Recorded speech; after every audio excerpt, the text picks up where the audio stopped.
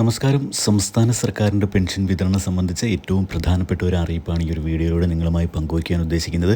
നമുക്കെല്ലാവർക്കും അറിയാം, സംസ്ഥാനത്ത് ജൂൺ മാസത്തെ പെൻഷൻ തുക 1600 രൂപ വിതരണം ആരംഭിച്ചിട്ടുണ്ട്.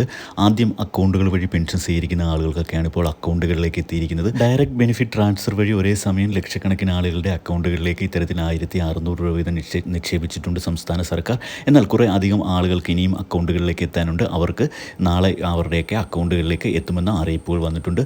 അതോടൊപ്പം തന്നെ നമുക്കറിയാം, കൈകളിലും പെൻഷൻ സ്വീകരിക്കുന്ന ആളുകൾ നമ്മുടെ സംസ്ഥാനത്ത് ധാരാളമുണ്ട്. അപ്പോൾ ഇത്തരത്തിലുള്ള ആളുകൾക്കുള്ള വിതരണവും തിങ്കളാഴ്ചയായിരിക്കും ആരംഭിക്കുക. അപ്പോൾ മസ്റ്ററിംഗ് ഒക്കെ പൂർത്തിയാക്കി പെൻഷൻ കാത്തിരിക്കുന്ന ആളുകളുടെയൊക്കെ കൈകളിലേക്ക് തിങ്കളാഴ്ച മുതൽ സഹകരണ ബാങ്കിലെ ഉദ്യോഗസ്ഥർ വീടുകളിലെത്തിയുള്ള വിതരണം ആരംഭിക്കും.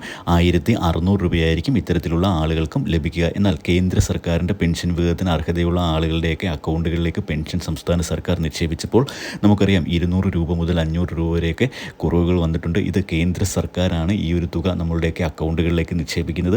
എന്നാൽ കഴിഞ്ഞ കുറേ നാളുകളായിട്ട് ഇത്തരത്തിൽ കേന്ദ്ര സർക്കാർ നൽകാനുള്ള തുക മുടങ്ങിക്കിടക്കുകയാണ്.